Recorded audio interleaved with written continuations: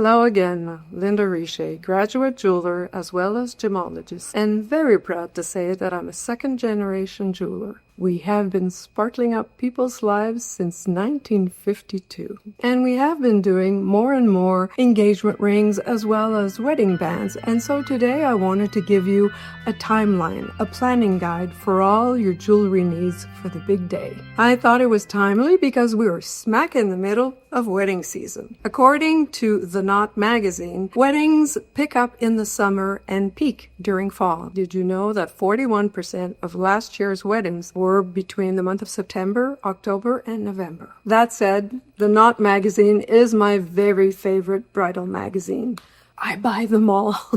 As a jeweler, I think it's important to keep up with all the latest trends, especially for bridal. And so in all the different magazines, I've yet to see a planning guide that includes the wedding jewelry. They cover dresses, cakes, venues, honeymoons, but Zippo for jewelry. We're going to change that today. Let's start where it all began, the engagement ring. Now, depending on how long you've been engaged, your engagement ring might need to be checked for wear. And this is absolutely normal. Daily wear will eventually wear down the metal that is holding the stone in place. It's just like maintenance on a car. Regular maintenance for peace of mind. This is a habit that you should get into. Visit your jeweler once a year so that he can check your setting.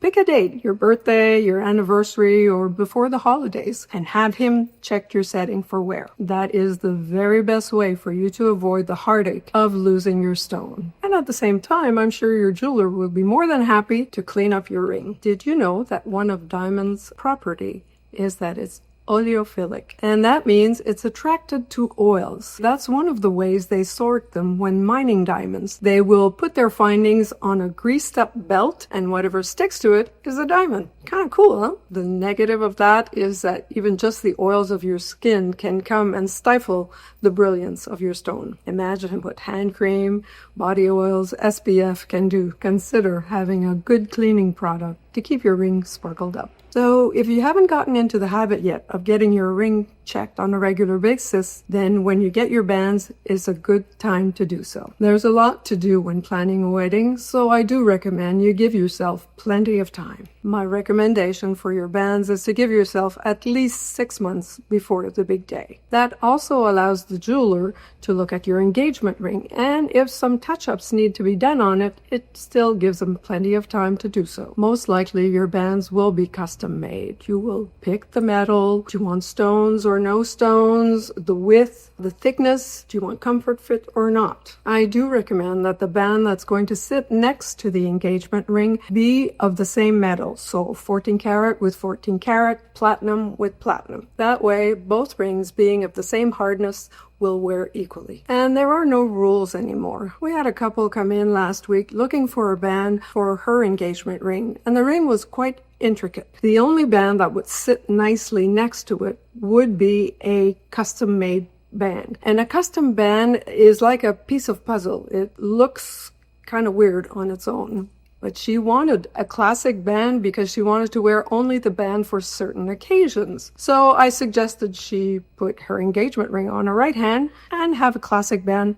on the left hand. Do what works for you. And once you have your bands, if it's been like a year or 6 months, make a point of trying them on occasionally just to make sure that they fit well. Planning a wedding is extremely stressful, and stress can cause weight fluctuations. You want to make sure that band slides on seamlessly for the big day. Something else you might consider giving at least 6 months is the jewelry you will be wearing for the event. Actually, as soon as you have your dress picked out, start picking your accessories, shoes, veil, and jewelry. Something borrowed could be your mother's pearl necklace. Does it sit in the right spot? Should it be shortened, restrung? Something blue could be a pair of sapphire earrings. Do they sit nicely on your ear? Are they spotlessly clean? Also, if you're offering your bridesmaids a gift, if you need more than one, if you have multiple bridesmaids, the jeweler might require time to get more than one. I have to say that since COVID, everything takes time. Delivery, productions. I mean, I could understand during COVID, but I just can't explain it why. So